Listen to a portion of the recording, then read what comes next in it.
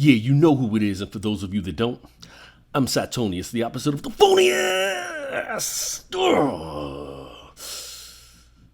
And I love Rocky movies.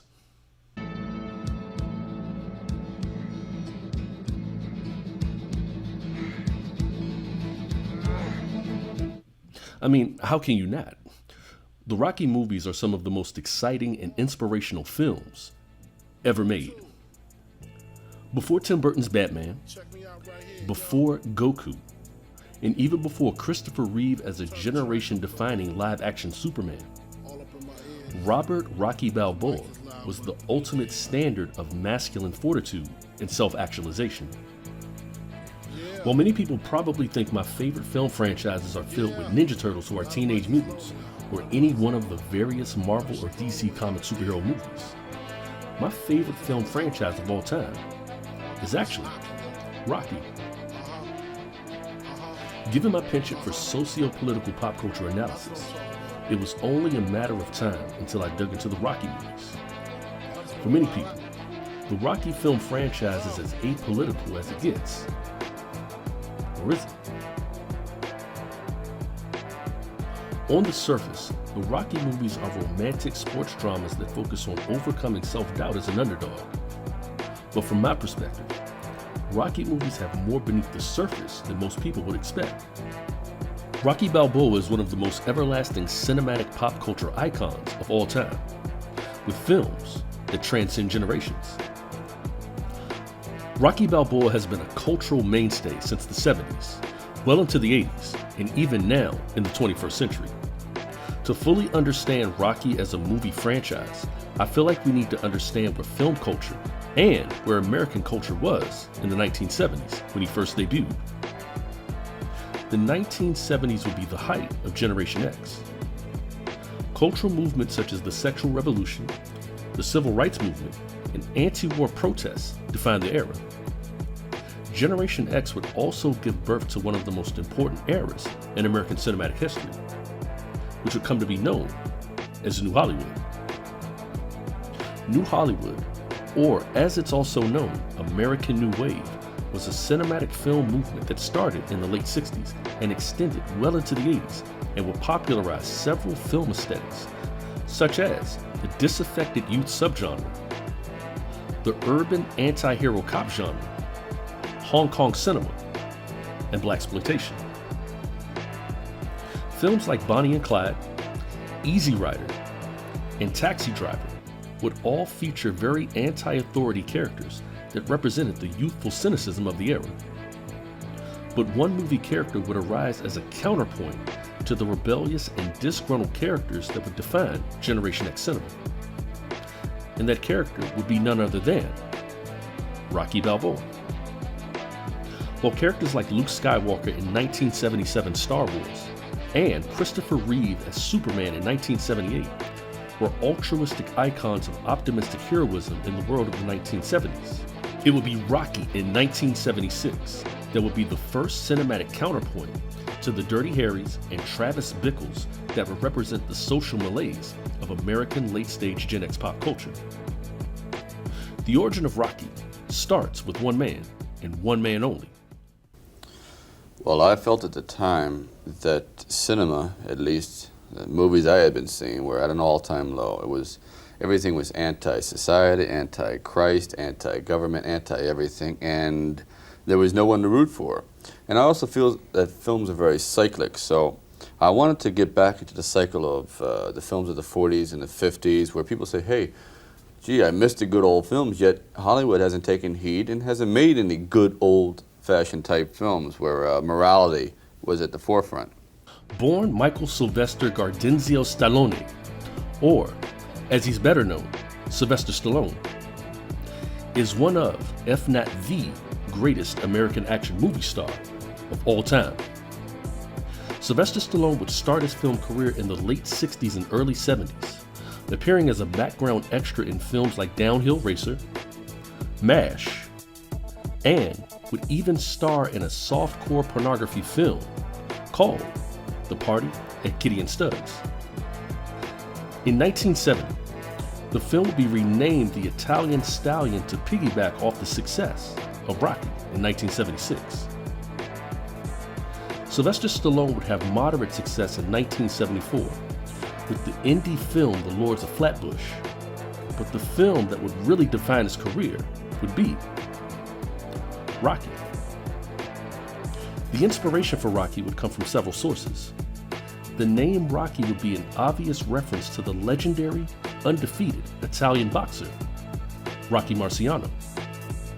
But the essence and spirit of Rocky would come from a unique source. He said, you know, Chuck, he said, if you want to really prove that you're a tough guy, he said, you should prove it in the ring. And I started training. And I trained for about 3.5 months. And I went over to New York City and signed up for the Golden Gloves. These are the 147-pound sub-novices. 1 minute and 40 seconds from the opening bell to count out. When the final bell rings, they are the best of friends once more. I won 5 consecutive fights and the New York Heavyweight Sub-Novice Championship. It would be the unsung underdog heavyweight boxer Chuck Wepner that would influence the creation of Rocky Balboa. Sylvester Stallone would be inspired by the 1975 boxing match between Wepner and Ali, with the odds being 10-1 in favor of Ali. Stallone would find inspiration after Wepner knocked down Ali in the 9th round. He would use this as fuel to find determination to create a character that was a representation of his ability to overcome obstacles as an underdog. Like all self-insert characters, Rocky exists as a power fantasy. Power fantasies in mass media can act as a form of catharsis for people who may feel underrepresented or invalidated. The Rocky films act as a form of empowerment for Italian Americans, who, during the era of New Hollywood, were mostly portrayed as uneducated and violent members of the mafia. The negative portrayal of Italian Americans is tied to several things, one of which is negative sentiments regarding Italian immigrants in the United States. While Italian immigrants have existed in America since its inception, it would be the late 19th and early 20th century that would see the rise of what's known as Italophobia. Anti-Italian sentiments in the U.S. would be a response to the great Italian migration that created an Italian diaspora in America. Large numbers of Italians would flee Italy in response to the rise of fascism. Many Americans were opposed to Italian immigrants bringing things like Catholicism and blue-collar anarchism to the U.S., which stood in opposition of the right-wing nationalism that was the cultural standard for the early 20th century. Italian-American immigrants would exist as a persecuted, disenfranchised social class that would be funneled into the ghettos of the United States. The one place where Italians could thrive in America was in the entertainment industry.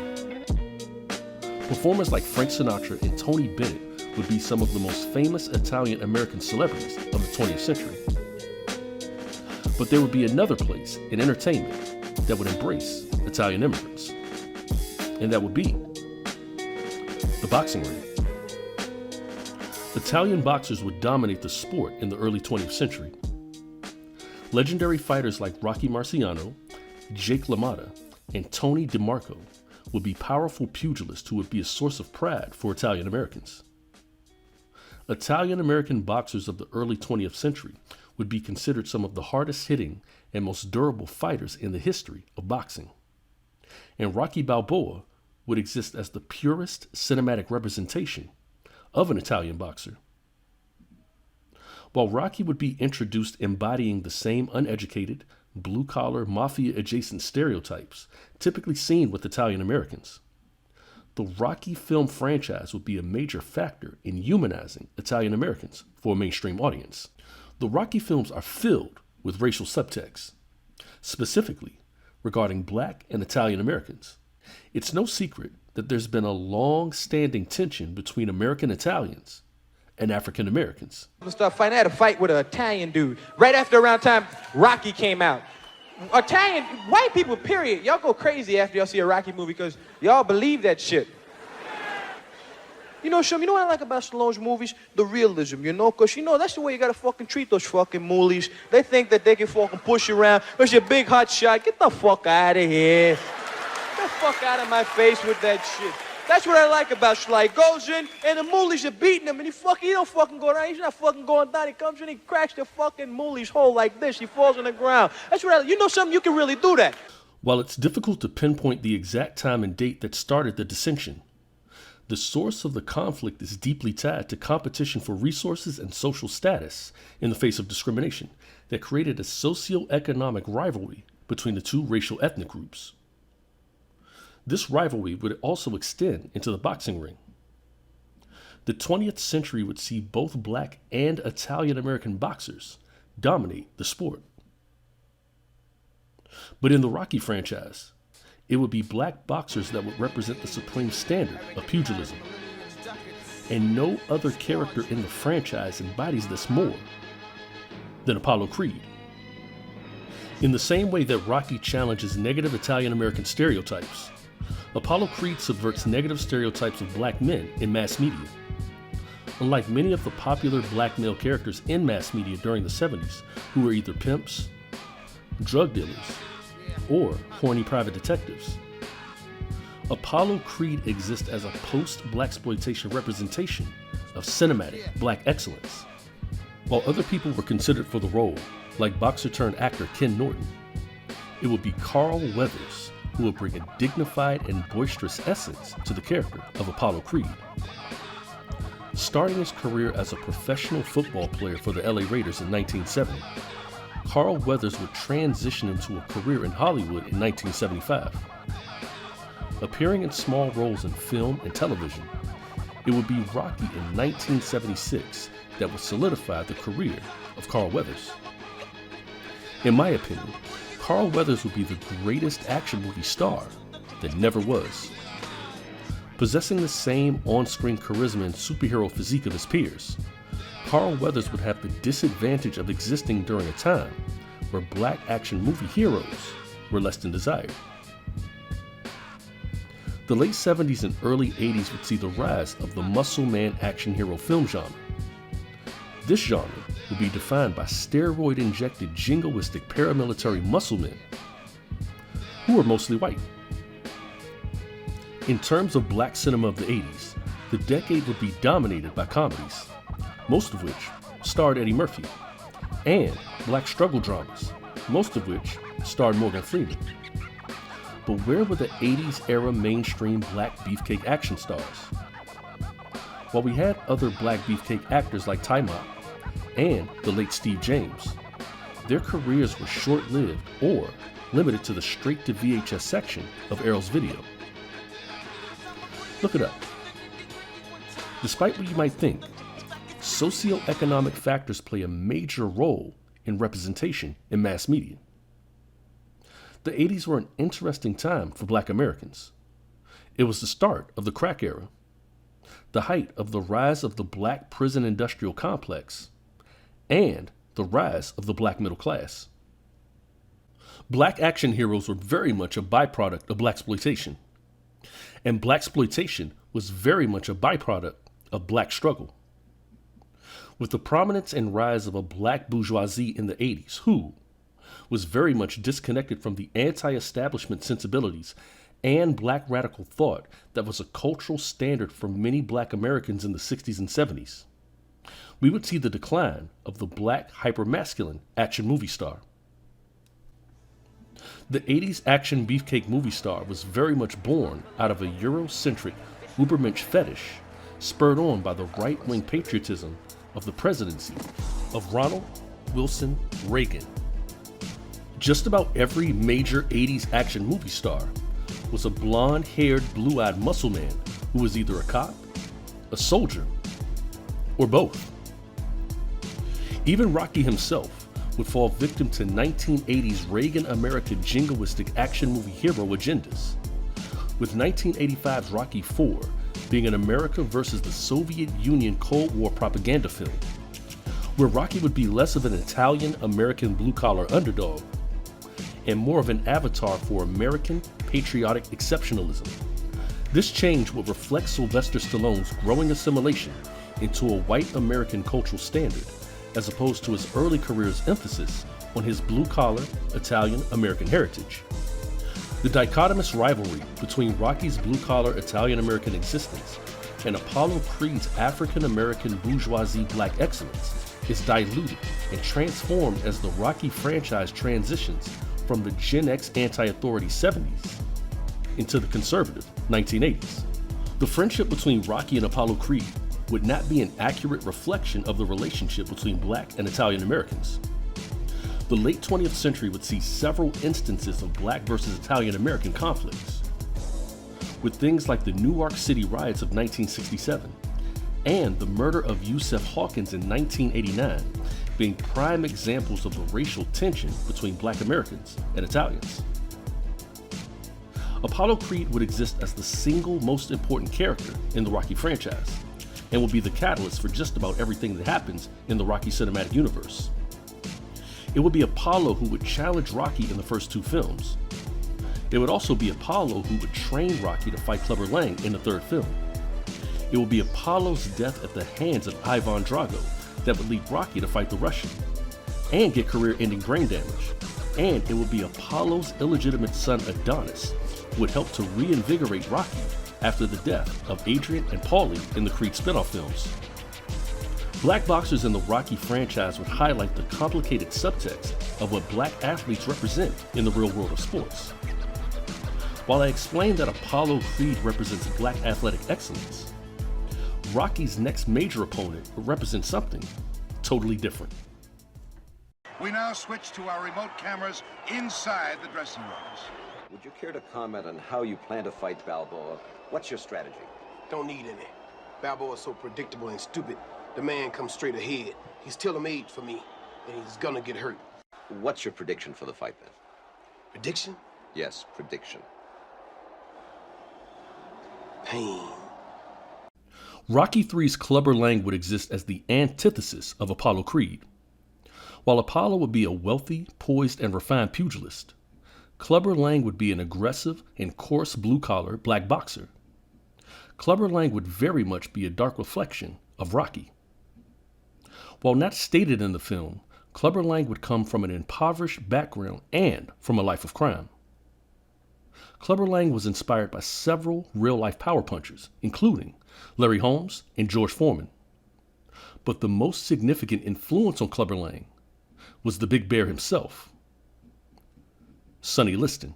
Liston's fist is something to behold. After fleeing his father's abuse, Sonny found his way to St. Louis. He goes all the way to St. Louis, from Arkansas to St. Louis, and it's an incredible, in itself, it's an incredible odyssey for a kid to take. When I was big, I weighed 218, so I figured, I said, well, I'm a man now, I can take it on my own. So begins the sort of life on the streets. And so he starts rousting people for their nickels and dimes. He quickly graduated from ruling his neighborhood by force to armed robbery.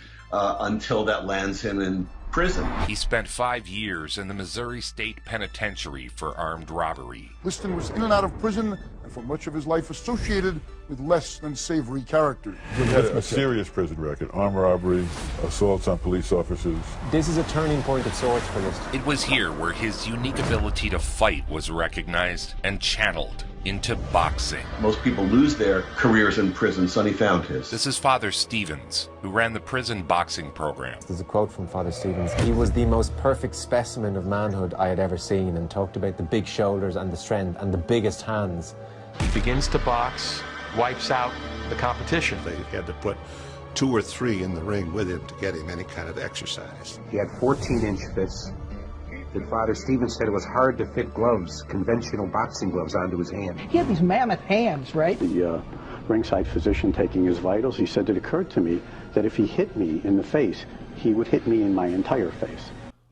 While not stated in Rocky III, James Clubber Lang would be an orphan who grew up on the tough streets of Chicago.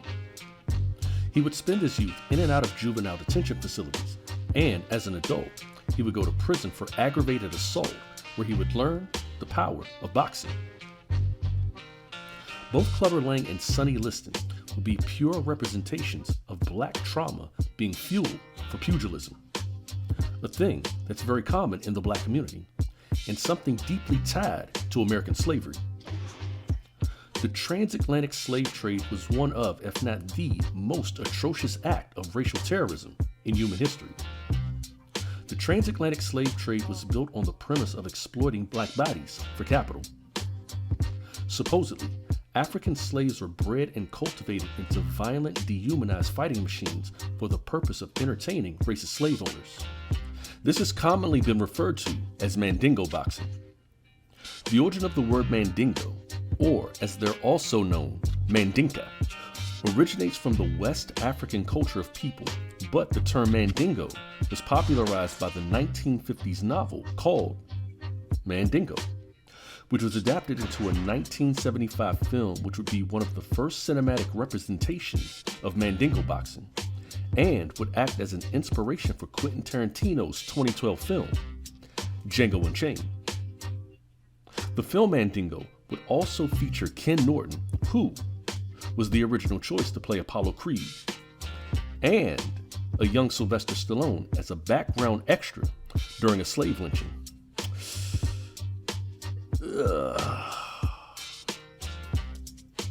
Moving on. If Clubber Lang was intended to be a dark reflection of Rocky Balboa, he was done an injustice by not being as fleshed out as the Italian Stallion. Within the black community, especially among men, anger and violence become a type of cathartic, social fuel that can be commodified and standardized as the most prevalent mode of black expression. Clubber Lang is the embodiment of black male rage. Unfortunately, unlike Apollo Creed, Clubber Lang doesn't get to become a recurring presence in the franchise, which also means we don't get to explore his humanity or add nuance to his character. This is symptomatic of how society engages with black male rage. It's rarely given an opportunity to be rehabilitated or understood, only vilified or disregarded. As the Rocky films progressed into the 21st century, the presence of black culture will become increasingly prominent. While we did get Rocky V in 1990, a movie that I enjoy more than most people, that film would exist as an outlier and a black sheep in the franchise. While characters like George Washington Duke would be an obvious reference to real-life boxing promoter Don King, Rocky V wouldn't have the same racial subtext as the first three films. 2006's Rocky Balboa would feature an older Rocky who was past his prime and dealing with his own sense of relevancy. Rocky's opponent in the film, Mason the Lion Dixon, would be a wealthy, arrogant, undefeated boxing champion who, in my opinion, is the teen move version of Apollo Creed, who lacks the nuance and depth of the character. In 2015, we would get the spin-off film Creed, starring Michael B. Jordan, which was written and directed by Ryan Coogler. The Creed film franchise would be an interesting addition to the Rocky universe. It will reverse the racial and class subtext of the original Rocky movie. Instead of a blue-collar Italian underdog boxer from the wrong side of the tracks, Adonis Creed would be a young, black man who grew up wealthy and would have natural boxing skills. Unlike the original franchise that had an Italian boxer being empowered by his rivalries and friendships with black boxers and trainers, the black and Italian power dynamics are reversed, with a young black boxer being the underdog and Rocky Balboa being a mythic Italian-American mentor father figure. In the Creed films, Adonis Creed would be the love child of Apollo Creed, who was conceived during an extramarital affair in 1986. Adonis exists at the midpoint of the black lower class and black upper class. He was born in poverty but raised in wealth. Where Rocky is an avatar for Italian blue-collar determination, Adonis is an avatar for black pain. Specifically, black pain caused from growing up without a black father. But the Creed films handle this with such nuance that it never becomes trite or stereotypical. Man, don't touch me. Come on, Get your hands off me, old man. Get your sick ass out of here. Leave. You ain't talking like you my family. You got my real family killed.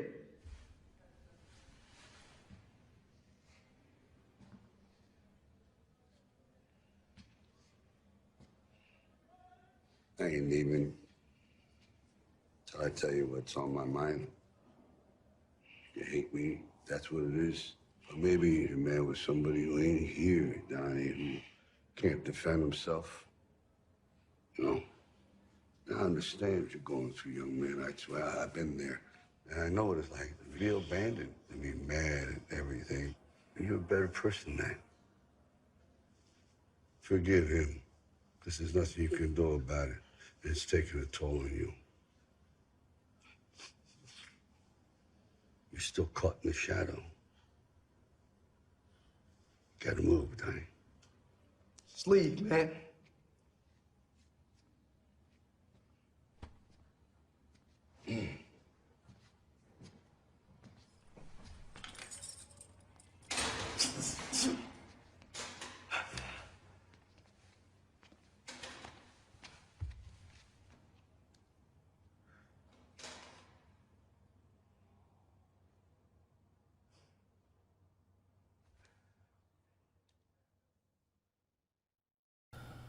Rather than being a self-insert power fantasy from the creators, like Rocky is for Sylvester Stallone, Adonis Creed would be an interesting example of the polarity between black male rage and trauma and black excellence.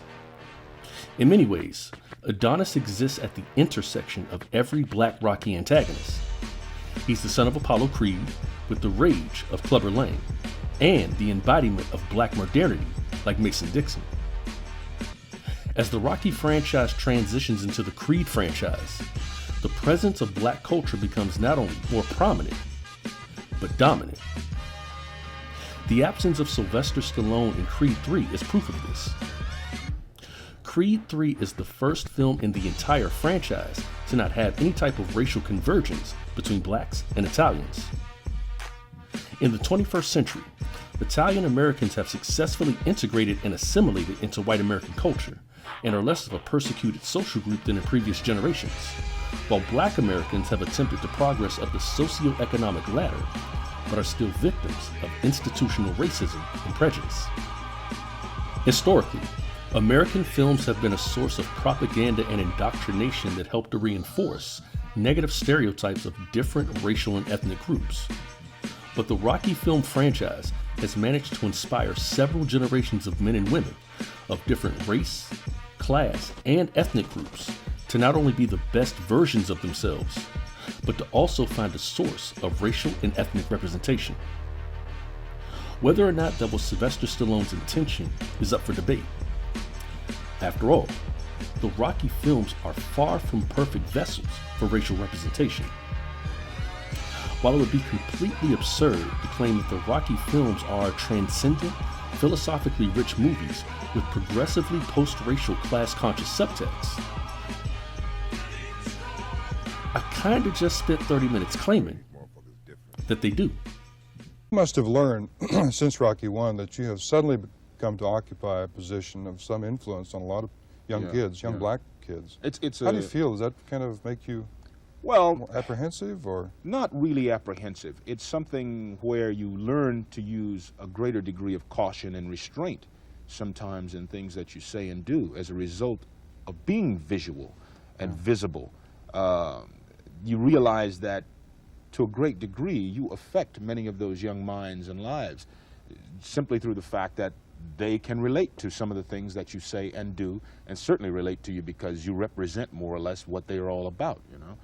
Right. I actually wound up, I guess, learning through people that I looked at as a young child, that those aspects that were positive in nature were the things that I've incorporated into my personality myself, and as a result have become successful.